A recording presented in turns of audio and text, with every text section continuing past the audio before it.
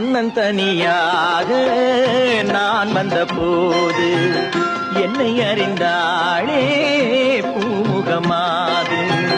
தன்னந்தனியாக நான் வந்த போது என்னை அறிந்தாளே பூமுகமாது.